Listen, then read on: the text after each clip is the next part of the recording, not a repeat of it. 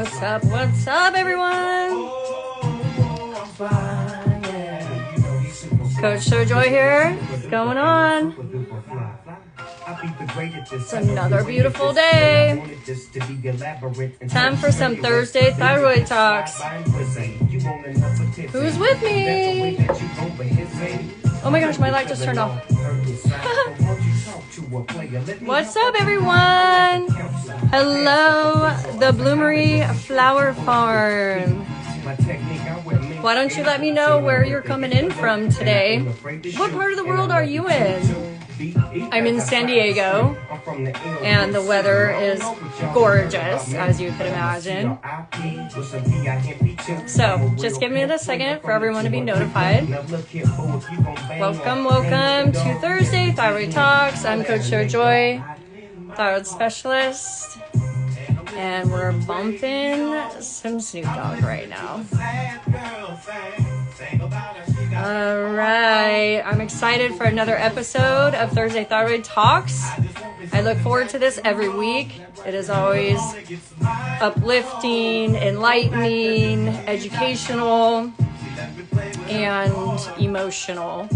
I had a girl new to the community go to my YouTube page yesterday and watch all 4 series, and she messaged me back saying that she was crying her eyes out because she never knew other people struggled with thyroid conditions the way that she struggled, and it was so nice to not feel alone in the battle. And I just got chills and said to her, you know, thank you so much for your message. This is exactly why I do it every week, because too many people feel lonely and isolated in their thyroid struggles, and I'm going to fix that. So here we are. All the while the girl was home alone. Do you like Snoop Dogg? So I opened today's series with that particular song because it has to do with the person that I'm going to talk about. So, all right, well, here we go. Welcome to Thursday Thyroid Talks. I'm your host, Sarah Lohman, and I'm here to provide you with real life experiences from thyroid warriors just like yourself who have been diagnosed with hypothyroidism, Graves, or Hashimoto's thyroiditis. This series is my way of giving back to the thyroid community in order to help combat the loneliness and isolation that so many of you are feeling from your thyroid and your health struggles on a daily basis. And I will be providing and interviewing women from my thyroid community here on a weekly basis who are willing and volunteer to come on and share their stories of what they have been battling with every day. So today's episode is a little different. When I was pondering and meditating what I wanted to think about today, I realized that there is a thyroid warrior's struggles that I wanted to talk about and share with you who isn't alive anymore. And so obviously I can't bring them on because they passed away a few years ago. And the person that I'm talking about is my big brother. My big old brother, his name was Trent, and he was my best friend for life. Still is. We're going to be besties forever. And my brother was the burliest man. He was 6'8". We looked very close together, so you could almost imagine like a man version of me. But he was 6'8", and he was incredibly athletic.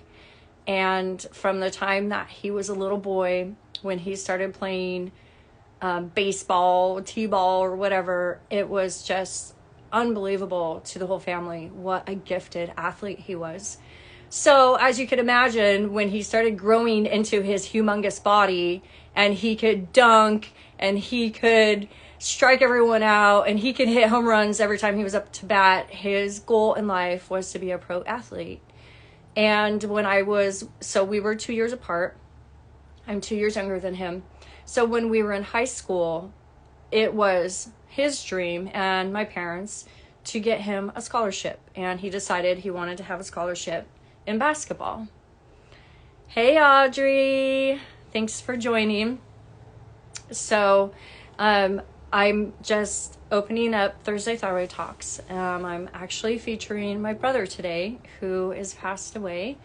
And good. I'm glad you're here. So if you didn't know, this is my series that I do every Thursday at 11 a.m. called Thursday Thyroid Talks. And I'll just tell you really fast because you missed the intro. This is my way of giving back to the thyroid community to help you thyroid warriors not feel so isolated and alone in your daily thyroid struggles. This is my way of showing you guys that you are like so many other women that I talk to every day. You guys have similar symptoms, battles, and struggles with medications, doctors, and even friends and family. So today is episode number 5, and I'm featuring my brother who struggled with hypothyroidism and Hashimoto's, but he actually passed away in 2017. So my brother was definitely on track to get a scholarship. He was getting scouted in high school, and it was really, really exciting. And so obviously after he graduated, he went away to some college. I can't remember now. I know I'm horrible. I can't remember, but he went to somewhere in the US. And I don't know why, because I never thought to ask him. And obviously he's passed away, so I can't ask him now what happened when he was at college, other than him, I guess, just getting wrapped up in the party life. But one day I remember he called home, and I was a senior in high school at the time, and he just said, my coaches kicked me off the team for my grades, and I'm coming home tonight. I was devastated. I can't even imagine the devastation for my parents, and especially for him. If, your only goal is to become a pro athlete, and then you basically blow that, what do you do? What do you do from there? So he came home and he moved out with some friends. Well, he wasn't home. Like, I was living at home with my parents. He came back to San Diego and got his own place, and he was working for my dad's construction company. But I noticed a change in him. He definitely started drinking more. He was always at the bars. And within like a year or so, he actually got messed up with drugs, and he was hanging out with, like some meth heads, and it was really scary and serious. And he actually ended up going to prison when he was in his early 20s. And I was kind of in my own little la-la land moving up I lived in Humboldt in Northern California for a couple of years. It was fabulous. Yes, I was a tree hugger. And so we didn't talk a lot during that time, but then I moved back to San Diego to get married, and he was released in prison just in time for my wedding. It was so nice. And he was good for about 5 years when he was on parole. And then at the end of the 5 years, he started battling again with alcoholism and drug abuse. Hey, Kim. And so because we were very much in each other's lives at that time, and I had a son, I saw his downward spiral into drinking a lot of Jack Daniels, and then next thing I knew, he was actually back on methamphetamine. It didn't dawn on me then that he may have been battling a lot of disappointment in his life because he wasn't able, hi sweetheart, to pursue his goal as a pro athlete. And this I'll tell you more a little bit about all of that. So one thing led to another, and he was back in trouble with the system. But this time he the judge really threw the book at him, and he was sentenced to 10 years in prison. So this was a big shock to the whole family, and it was very much shattered my family to lose my brother to the prison system for 10 years. And me being the amazing and very strong little sister that I am, I was just on it. Like, whatever he needed, I was there for him. So a couple of years into his prison sentence, my mom called me one day. I did have my own phone system set up with him. He could call me from the payphone for 15-minute increments, and I would pay a small monthly bill. But this one particular day, my mom called me and said, Sarah, your brother's really sick. And I was like, held my breath. I'm like, okay, what's wrong? And she said, the doctor from the prison just called me and told me that he was diagnosed with Hashimoto's. And this was the first time I'd ever heard that word. I was in my late 20s, or I don't know, maybe 27. And I was like, huh? So my mom went on to say, but she said she can give him some medication and he's going to be okay. So I'm like, oh, okay. And then I did what all of us do when we first heard these weird foreign terms, Google, what is Hashimoto's? So I started learning and reading, like binge reading, right? I think we all kind of do that because it's like you have that quick learning curve where you're like, I need to know what the hell is going on. So my brother calls me the next day and I'm like, oh my gosh, are you okay? And he said, no, my throat is so swollen. I can barely eat. I can't drink, barely eat or drink or breathe. And I was just like, oh, what do you mean? And he was like, I don't know, but something's wrong with my throat and I can't breathe or like function. And I'm like, to me, I mean, red flags are going to go off in anyone's head. If that's you or someone you love, I mean, that's serious, right? So I'm like, okay, what do I do? So I go into like, what do I do mode? How can I help? So I call my mom and I'm like, Mom, Trent just told me this. What do I do? What do we do? We got to help. And she's like, I know, but I don't know what to do. I talked to the doctor and she said she was giving him medication. What more can we do? And so if any of you have ever experienced the prison system, the prison medical system, it's as bad as it comes. And they really go out of their way to make the inmates feel like they don't care about their health. They will do literally the bare minimum to be able to support them, but they don't really care. So it was like the doctor just gave him, the Band-Aid of like, here you go, and then moved on. And didn't really care that the situation was so severe. So, and I'm sure my brother told the doctor.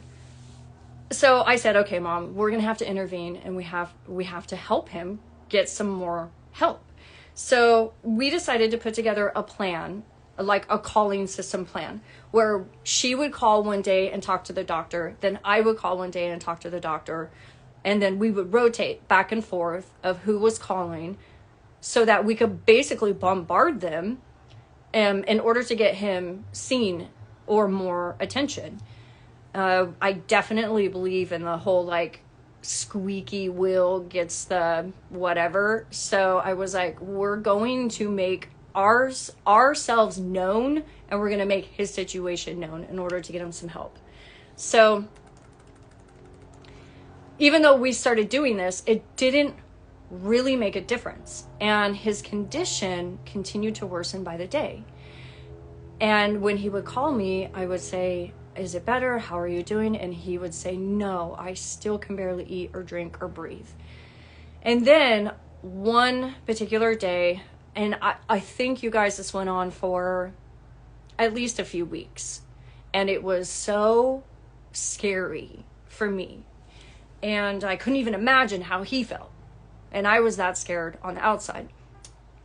So this one particular day, he calls and I said, how are you? And he goes, last night was the worst night of my life.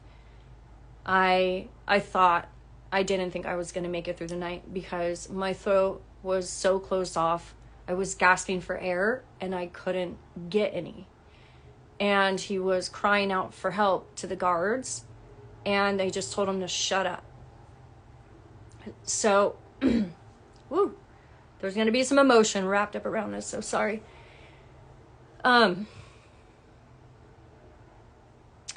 My anger levels. Hey Mo, thanks for joining.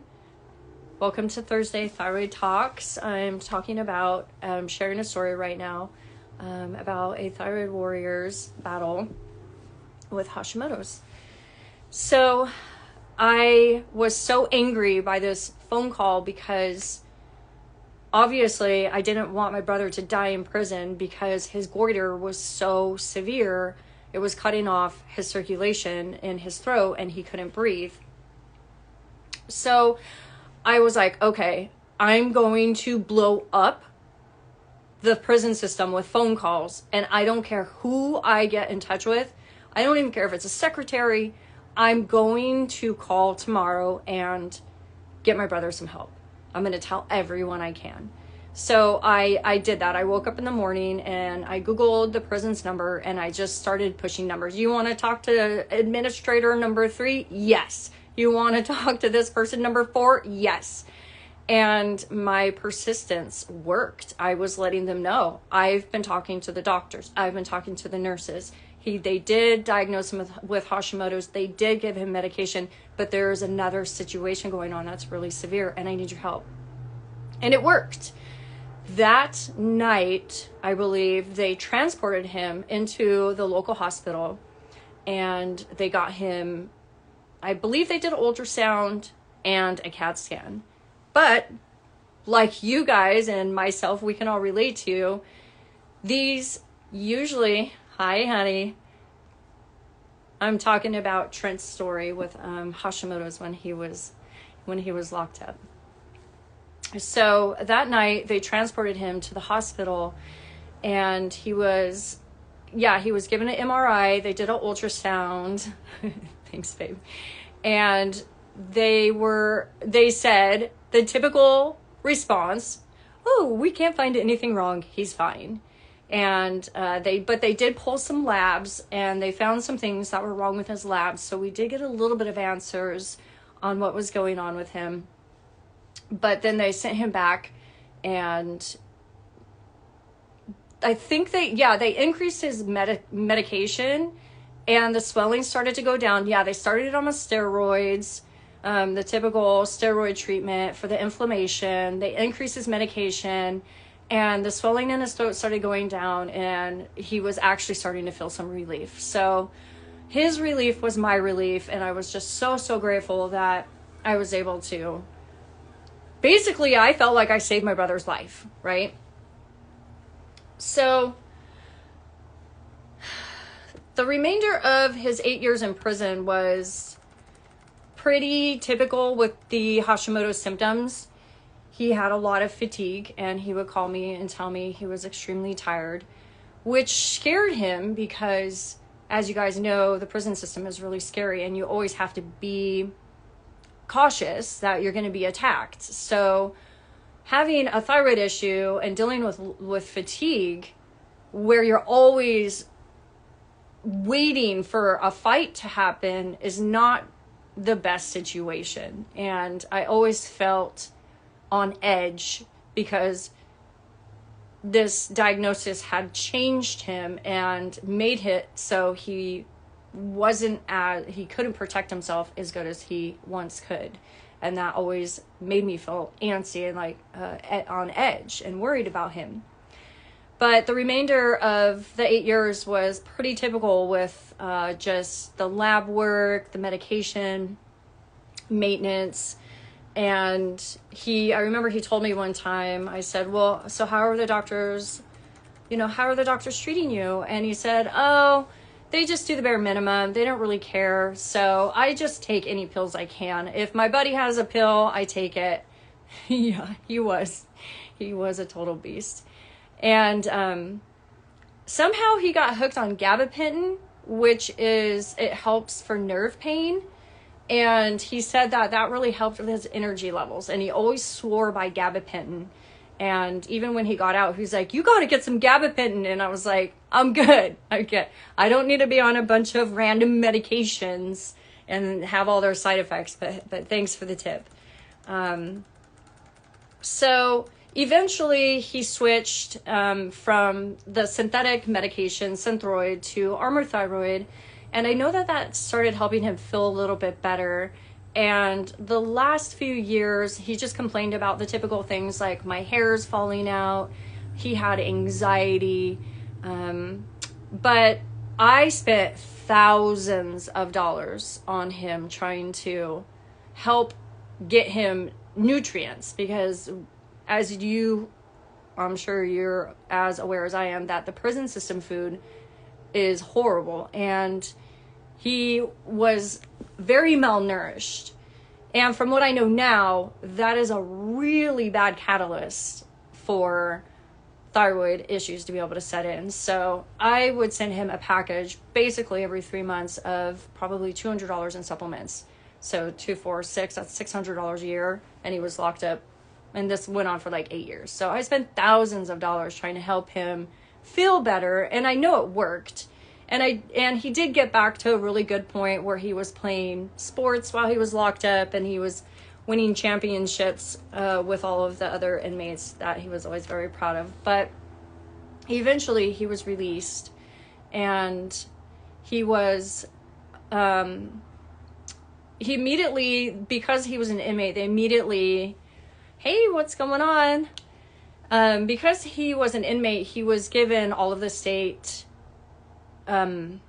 insurance when he was released. So he was immediately put on Medi-Cal and had a primary doctor that started managing his thyroid medication and his labs. And I didn't hear too much about his struggles with his thyroid illness when he got out. And one day though, I was talking to him about 8 months after he was released, and I was like, so how's work? How's life going? And he was like, I'm just so tired. I'm so tired all the time. And I was thinking like, oh, so you do still have the fatigue? And he goes, yeah, I have a lot of joint pain. I have a bald spot on the top of my head, which, a thyroid illness in men is actually very rare. So I used to think that it was like just something that was in my family, because he had it, I had it, my mom had it, all my mom's sisters had it, my cousins had it. So I definitely got wrapped up in the gene theory, thinking that this was what, caused all of our illnesses. But I'll speak to more on that later. So, but with everything I've learned now, a male having a thyroid illness is very abnormal. But he had all of the same typical symptoms that women have, and fatigue being the main one. So he loved doing air conditioning and heating. That was like his jam. He would read books about air conditioners because he thought it was fun. Like, he loved it that much. But as you could imagine, it was like a hands-on, very energy. You need a lot of energy to be hauling massive air conditioning units around and installing them on the tops of restaurants, or fixing people's things in their houses and whatnot. So I remember on that phone call, he told me, I'm not doing very good. I'm pretty tired all the time, and it's making it so I can't keep up with my job. And that was like a red flag that went off for me.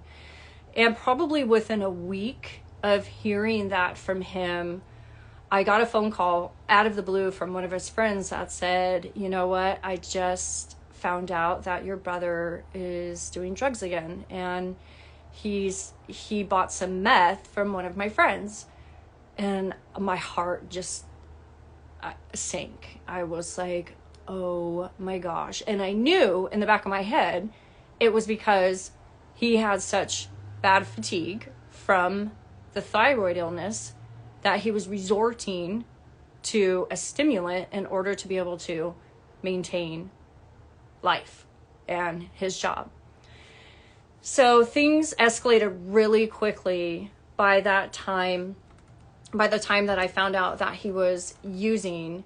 And when I contacted his girlfriend, he was hiding it from her, and I was like, do you know this is happening? And she's like, well, I've had some suspicions. So we both confronted him, and because he was on drugs at the time that we confronted him, he was extremely angry that we were bringing it up, and he kind of stormed off. And because we were trying to basically stage an intervention on him and get him into rehab, but he didn't want to have anything to do with it, which, I mean, most people that are high on drugs don't really want to go to rehab when they're high, and they're not really in the right mindset to be thinking that. And just within like a 24-hour period of this all coming to light, he had some altercations with the San Diego Police Department, and he was shot and killed. So after a few months, well, more than a few months, after about maybe 8 months of going through my brother's traumatic death, everything that went with that, when I was processing my grief from all of this, I started really wondering how much of this could have been prevented if there would have been proper care for him through the medical system. I mean, this is the number one complaint from my experience with the thyroid illness, my clients' experience with thyroid illnesses, and pretty much every woman that I talk to in the entire thyroid community. There's no real answers, and there's no real help when it comes to the medical system. They give you your drugs, or they remove your thyroid, which doesn't help, or they radiate your thyroid, which usually doesn't help either. And then, you're just kind of left on your own. And I'm sure a lot of people resort to stimulants for help. I mean, what do you think coffee is? What do you think energy drinks are? Methamphetamine is just like a legal or a illegal, more intense dose of like pounding an energy drink in my eyes. It's a coping mechanism, especially when you are suffering with severe fatigue from your thyroid illness. So I wasn't angry at him for this. I more felt sorry for him, and I wished there was something I could do. And that was when I realized that there is something seriously wrong with what is happening in the world from thyroid illness. Hi, Monica. And there's not a lot of places that people can turn for help with their thyroid conditions. And it was at that moment that I realized no one is doing anything about this. And how many other people have resorted to drastic measures because they don't feel good on a daily basis? And they go to their doctors and they say, I don't feel good. But what do they get? They don't really get any help in return. And they end up feeling frustrated, lonely, isolated, and left on their own. And so this was why, and this was one of the huge reasons why I decided there has got to be more than this available for anyone suffering from a thyroid illness. And I decided to go back to school and get my degree in health and fitness. And then that was when I decided to move on to becoming a coach. And I started coachsarahjoy to be able to help anyone and everyone that's struggling from a thyroid illness, because it's just these conditions left unchecked, they destroy families. They ruin relationships. I mean, I lost my brother because of this. My mom has been sick a lot, and so many other people I know have been struggling because of a thyroid condition. And if you don't turn into your own detective and research scientist to be able to help yourself, there's really nothing out there to be able to help you. So I have been able to thankfully reverse my Hashimotos and hypo.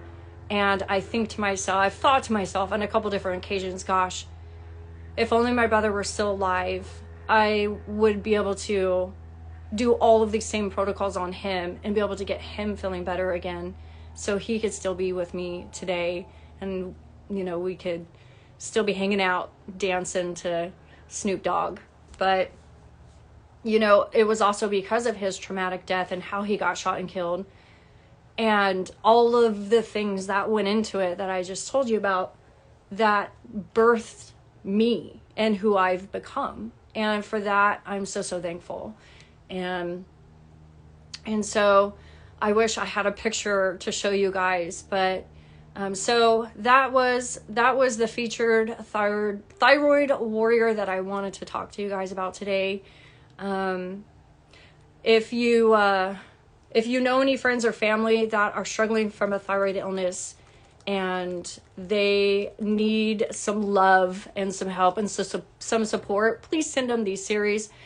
It's so crucial to be able to hear other people's stories and what they go through so that you don't feel crazy or lazy or weak or defective, or you don't feel like a freak, or you don't feel like you're no fun or you're boring.